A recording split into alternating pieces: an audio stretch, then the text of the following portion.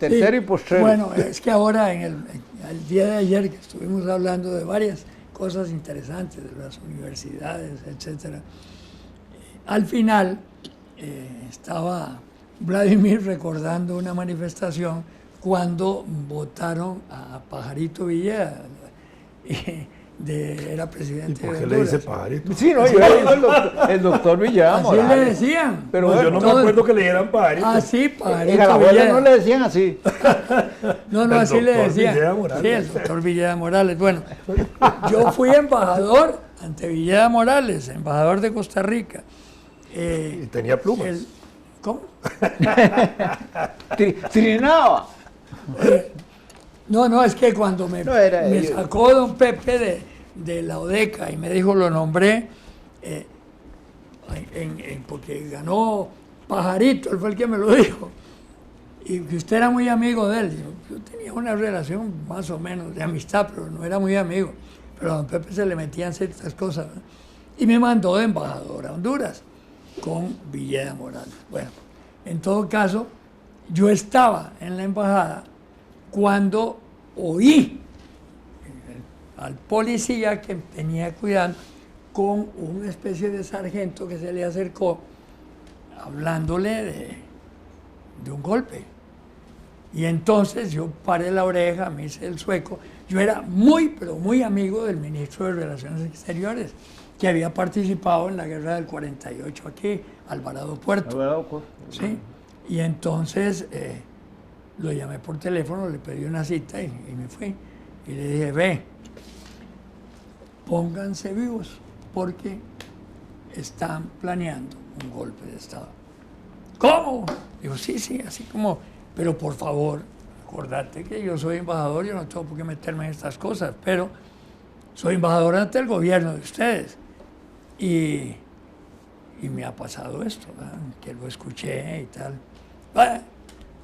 Y Andrés Alvarado Puerto hizo un alboroto del carajo y me involucró. Ah, Dios. Óyeme, y al día siguiente me pide audiencia el Canciller. alto grupo El chafarote de de militares, turno. todos encabezados por el que dio el golpe.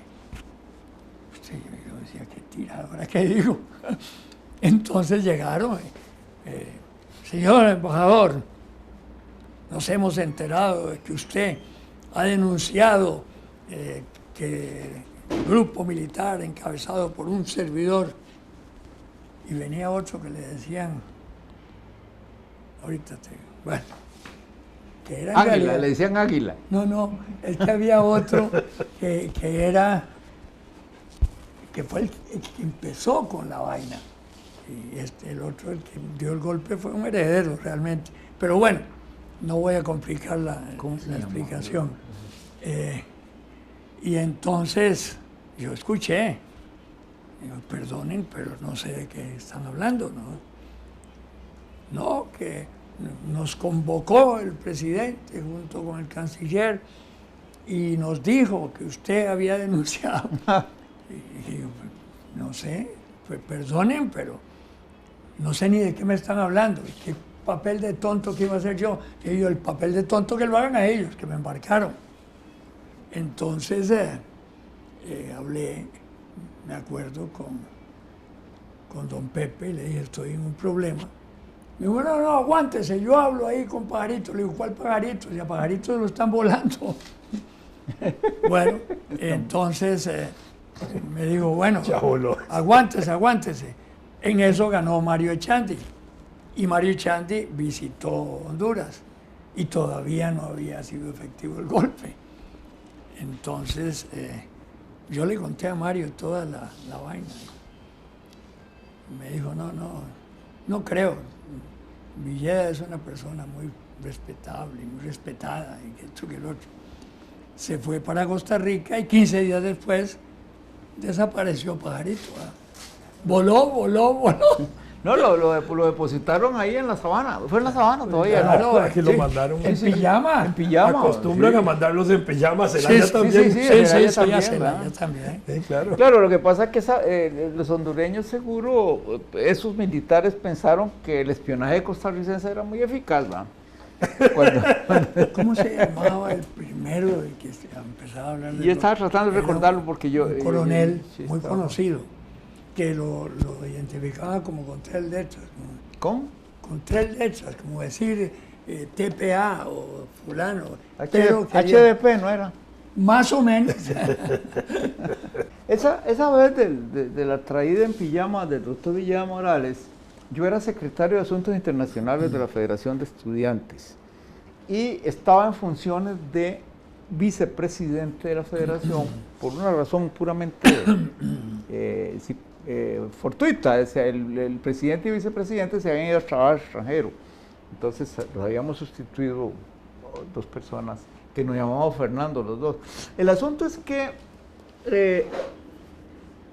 cuando eso ocurrió, inmediatamente nos dispusimos a hacer hicimos el contacto con todos los dirigentes estudiantiles para hacer ese meeting. El meeting, claro. Me acuerdo que ahí habló el padre Núñez. Yo no recuerdo Sí. los oradores Pero en detalle. estábamos muy convencidos de que era oportuno porque estaba reciente la venida de Kennedy y la promesa de Kennedy de no reconocer golpes de Estado y la cumplió. Luego cuando llegó el vaquero de Johnson, todo eso se fue al diablo, pero Kennedy lo primero que hizo fue no reconocer ese golpe de Estado ni el de Dominicana, que fueron uno detrás del otro. Oíme, despuesito de ese golpe de Honduras, votaron a Lemus en El Salvador, le dieron otro golpe. Y aquí coincidieron los dos. Pues es interesante. Yo, Pero, al general Lemos yo lo traté por una circunstancia muy particular. Era muy civilista, ¿no? No, lo traté 2 veces, pero digamos fue suficiente para entender algunas cosas.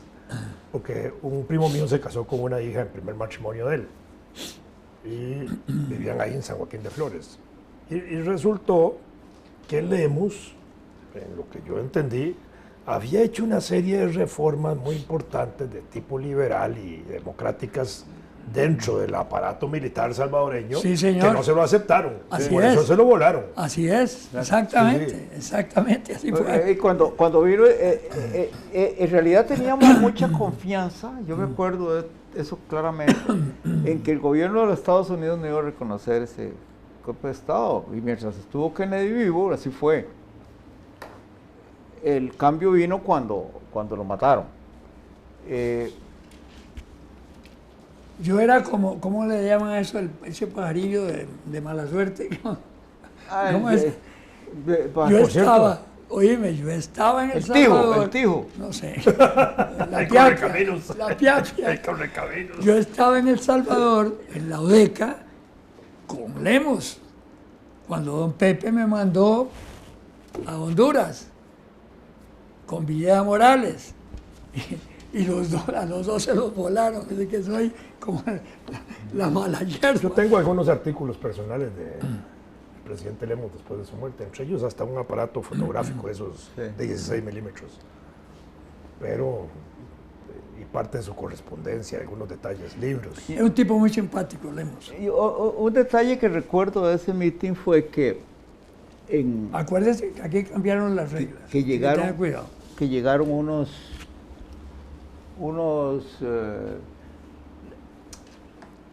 nosotros teníamos una muy buena relación con la gente de la fuerza pública, de la avenida Kennedy, todo eso estaba todo muy en orden.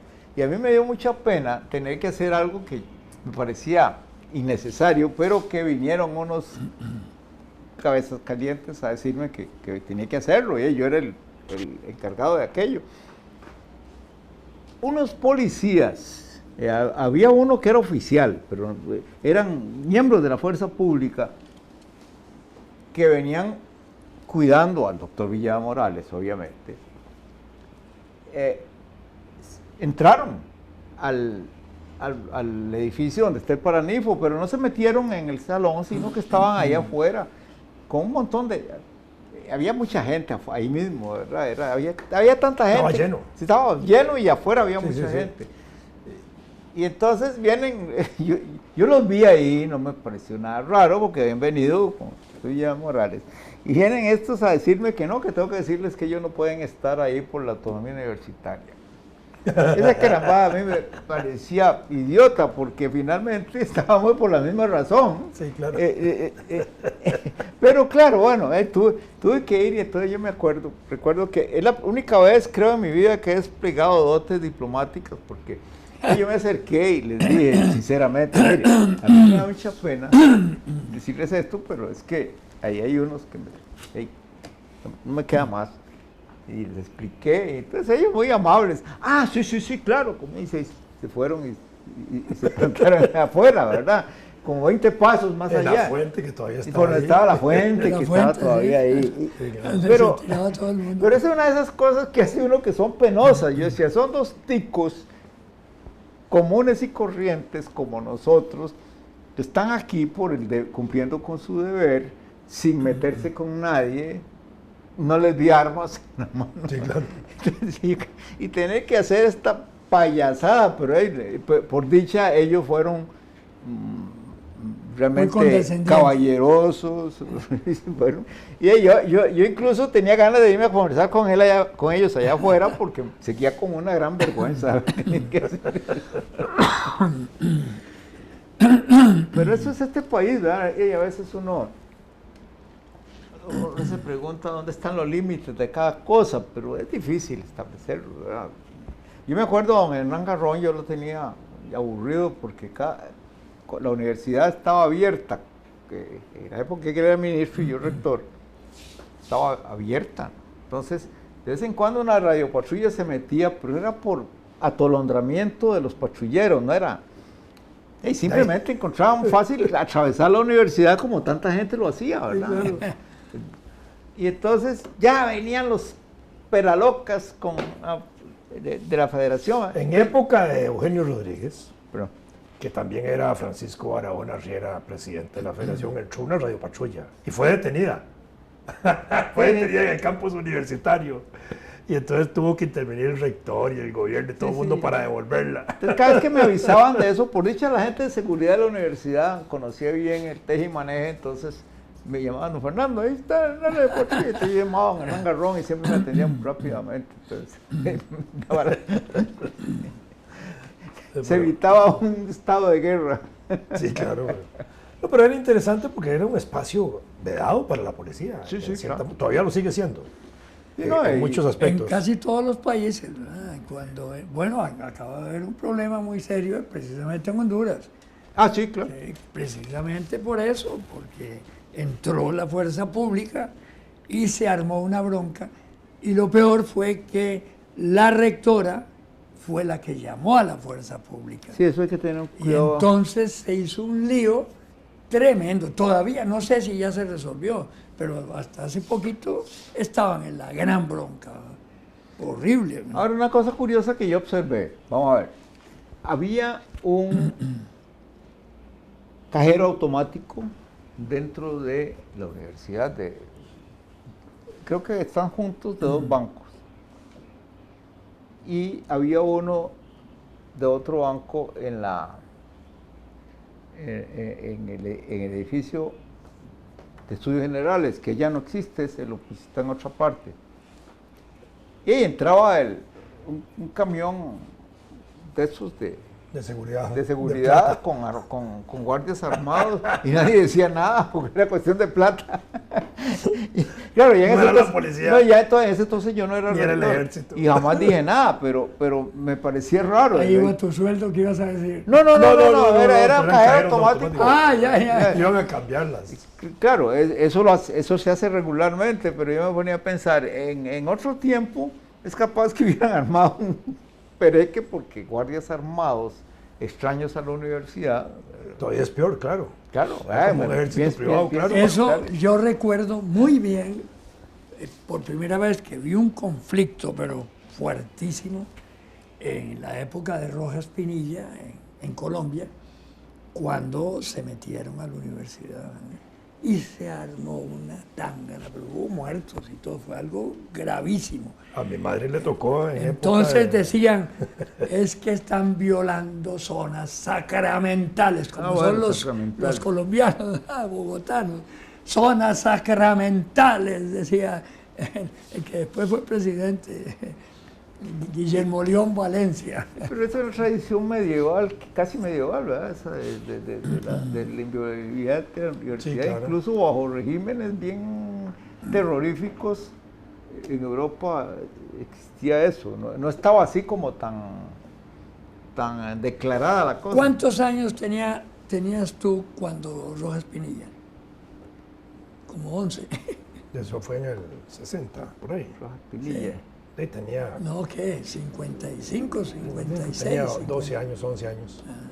Y yo estaba de embajador, mi querido amigo, en Colombia. No, a mi madre le tocó, Un viejo. mamá era microbióloga y le tocó ir a Venezuela a un curso. Y justo cuando estaba en Venezuela fue cuando se dio la ocupación militar de la universidad, ya por el año 69, 68, por ahí. Fue terrible, porque Sí. fue incomunicado esa carajada y le tocó vivir un allanamiento con tanques y con todo. Ahí no fue cuento. Y la ley de universidades que se impuso y las grandes marchas y eso. Pero a propósito, no a propósito, es que me impresionó notablemente. Abrieron la frontera entre Venezuela y Colombia. Se pusieron de acuerdo el presidente con Maduro, el presidente Santos. Y bueno, y abren la frontera. Y según estaba viendo, en 45 minutos pasaron casi 50.000 venezolanos a comprar comida a Colombia. Pero era una multitud y Fox las enfocaba así. Sí, ¿cómo va a ser esto? No pasaban colombianos para Venezuela, que estaba abierto. No, eran venezolanos, pero en masa. ¿Ah? ¿Qué cosa más? Yo me impresioné, porque digo, ¿cómo en tan poco tiempo esa barbaridad? Yo me pregunto si se irán a devolver algunos. No sé. Así es. No, pero qué cosa. Es decir, hay una El que va a situación. comprar es para devolverse. Porque no Sí. solo compran, sino que también especulan con lo que compran. Claro. No. Que hay Eso mucha fue un especulación. decir. Pero es que la situación de veras ya no es cuestión de que hay una oposición, de que hay una asamblea o un senado, asamblea legislativa, como se llame allá. Asamblea Nacional. Asamblea Nacional, que es contraria al gobierno, etcétera. No. La situación a nivel ciudades es trágica, ¿verdad? Cómo asaltan los supermercados, cómo... No, ya hay manifestaciones donde hay muertos. Es decir, Sí, por eso es algo, pero ya se está de complicando veras más. que impresiona. Y eso, otra cosa tremenda, que en los hospitales la muerte infantil de niños ha aumentado más de un 100%, porque no hay medicinas, no hay... ¿Cómo va a ser, puchica, que eso no haya internacionalmente una ayuda que se vuelque? Es humanitaria, Bueno, porque por el gobierno favor. no ha aceptado. ¿Cómo no va a aceptar el No ha gobierno eso? aceptado, no quieren aceptar la necesidad de una ayuda humanitaria porque es como reconocer un fracaso institucional. No, hombre, pero no cuando se está muriendo la gente en los hospitales. Esa parte sí no la entiendo, yo te digo con franqueza. Yo no sabía que no habían aceptado.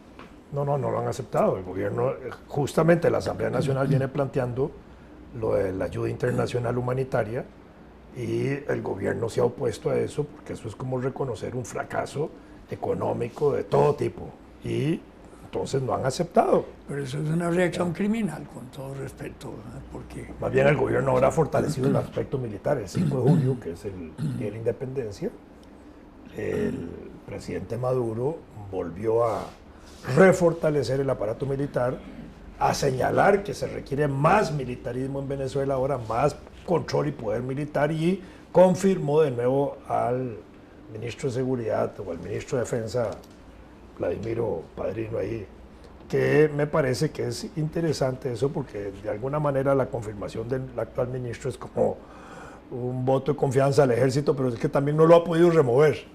Porque yo creo que hay un intento de él de removerlo y no ha podido. Entonces cada vez que se tiene que enfrentar a esa situación tiene que confirmarlo públicamente. pero lo están apoyando. Es decir, ya- Bueno, porque digo yo, institucionalmente es el ejército, no deja de serlo. Sí. No es todavía un organismo, pero de alguna manera debe haber alguna inconformidad con los militares porque los actos del 5 de julio fueron alusivos fundamentalmente a valorar el papel del ejército en la sociedad venezolana, a reconfirmar a Padrino como ministro de Defensa y a señalar que en la situación actual de Venezuela se requiere más poder militar, más presencia militar en la sociedad, de manera que hay una tendencia ahí peligrosamente orientada hacia el militarismo, digamos, dentro de un régimen civil aparente, que me parece que puede ser más peligroso, porque ya hay enfrentamientos de la población donde el ejército dispara o la policía dispara y ya hay muertos. Entonces ese tipo de cosas me parece que sí puede ir creando una situación de inconformidad que en cualquier momento explota al estilo Pérez Jiménez o el Caracazo o algo así, y entonces se le desmadra eso a Maduro de una manera que no la va a poder contener, porque va a ser la explosión social.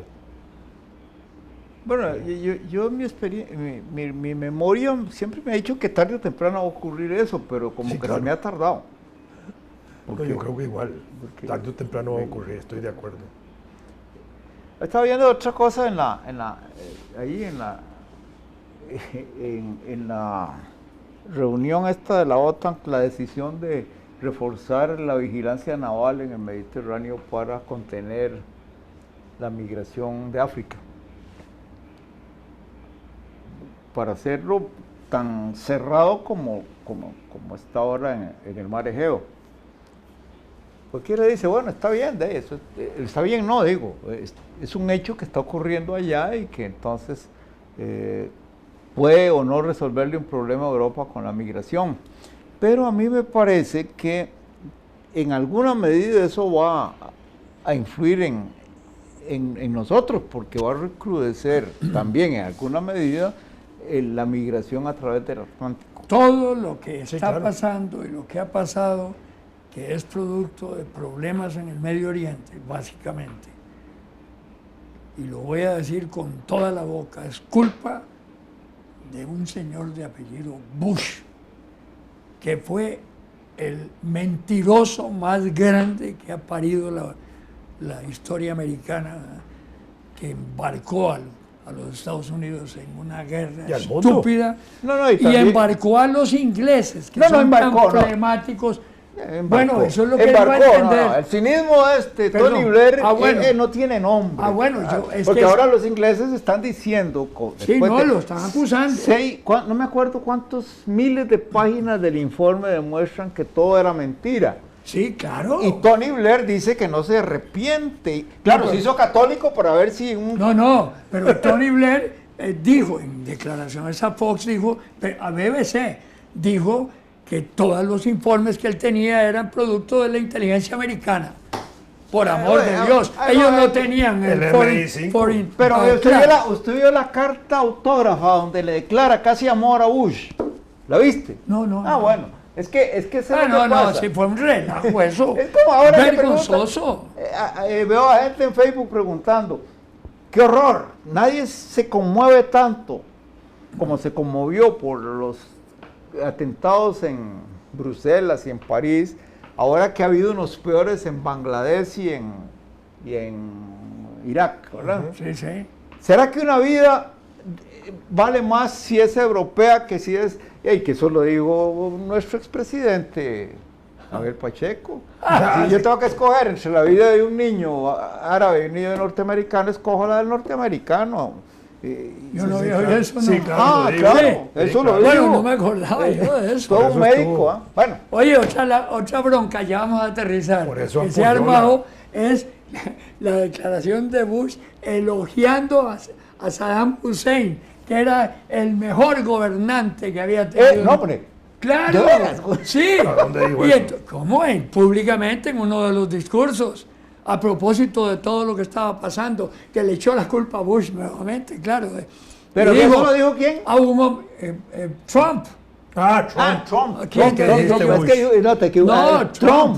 Sí, Trump, Y sí. dijo que era un hombre providencial que había sido aniquilado por las mentiras de...